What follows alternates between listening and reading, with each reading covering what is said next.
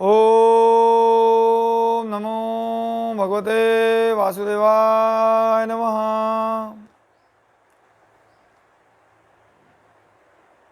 श्रीमद् भगवद गीता साधक संजीवनी अध्याय 10 श्लोक संख्या 25।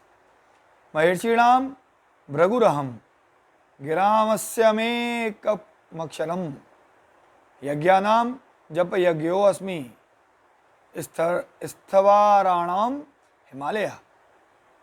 महर्षियों में भृगु और वाणियों या शब्दों में एक अक्षर अर्थात प्रणव मैं हूँ। संपूर्ण यज्ञों में जप यज्ञ और स्थिर रहने वालों में हिमालय मैं हूँ। महर्षिणाम भृगुरहम। भृगु, अत्रि, मरीचि आदि महर्षियों में भृगु जी बड़े भक्त, ज्ञानी और तेजस्वी हैं। इन्होंने ही ब्रह्मा, विष्णु और महेश इन तीनों की परीक्षा करके भगवान विष्णु को श्रेष्ठ सिद्ध किया था। भगवान विष्णु भी अपने वक्षस्थल पर उनके चरण चिन्ह को भृगुलता नाम से धारण किए रहते हैं, इसलिए भगवान ने इनको अपनी विभूति बताया है। गिरामस्यमेकम अक्षरम।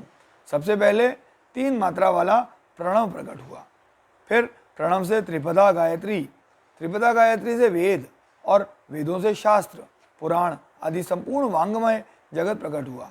अतः इन सबका कारण होने से और इन सब में श्रेष्ठ होने से भगवान ने एक अक्षर प्रणव को अपनी विभूति बताया है। गीता में और जगह भी इसका वर्णन आता है। प्रणवः सर्ववेदेषु। संपूर्ण वेदों में प्रणव मैं हूँ। ओमित्येकाक्षरं ब्रह्म व्याहरन् माम अनुस्मरन् यह प्रयाति त्यजन्नेहम स याति परमाम गतिम। जो मनुष्य ओम इस अक्षर प्रणव का उच्चारण करके और भगवान का स्मरण करके शरीर छोड़कर जाता है, वह परम गति को प्राप्त होता है। तस्मादो मयि अत्युदाहरत्य यज्ञ दान तपः क्रिया प्रवर्तन्ते विधानोक्ताः सततम ब्रह्मवादीनाम। वैदिक लोगों की शास्त्र विहित यज्ञ, ज्ञान और तपरूप क्रियाएं प्रणव का उच्चारण करके ही प्रारंभ होती हैं। यज्ञानाम जप यज्ञो अस्मि।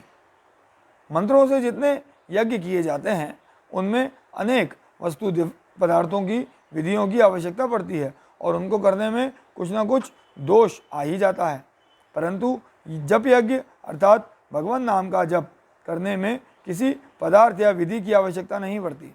इसको करने में दोष आना तो दूर रहा, प्रत्युत सभी दोष नष्ट हो जाते हैं। इसको करने में सभी स्वतंत्र हैं।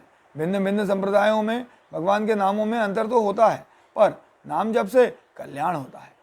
इसको हिंदू, मुसलमान, बौद्ध, जैन आदि सभी मानते हैं, इसलिए भगवान ने जप यज्ञ को अपनी विभूति बताया है।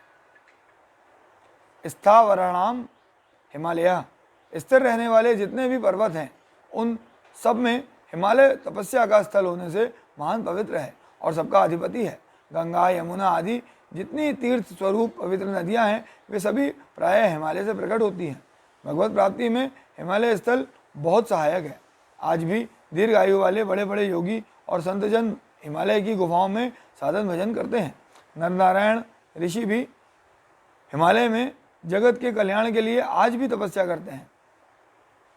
हिमालय भगवान शंकर का ससुराल है और स्वयं शंकर भी इसी के एक शिखर कैलाश पर्वत पर रहते हैं, इसीलिए भगवान ने हिमालय को अपनी विभूति बताया है। संसार में जो कुछ भी विशेषता दिखती है उसको संसार की मानने से मनुष्य उसमें फंस जाता है, जिससे उसका पतन होता है। परंतु भगवान यहाँ बहुत ही सरल साधन बताते हैं कि तुम्हारा मन जहाँ कहीं और जिस किसी विशेषता को लेकर आकृष्ट होता है, वहाँ उस विशेषता को तुम मेरी समझो कि यह विशेषता भगवान की है और भगवान से ही आई है। यह इस परिवर्तनशील नाशवान संसार की नहीं है। ऐसा समझोगे, मानोगे तो तुम्हारा वह आकर्षण मेरे में ही होगा। तुम्हारे मन में मेरी ही महत्ता हो जाएगी। इससे संसार का चिंतन छूटकर मेरा ही चिंतन होगा, जिससे तुम्हारा मेरे में प्रेम हो जाएगा। ओम नमो भगवते वासुदेवाय नमः।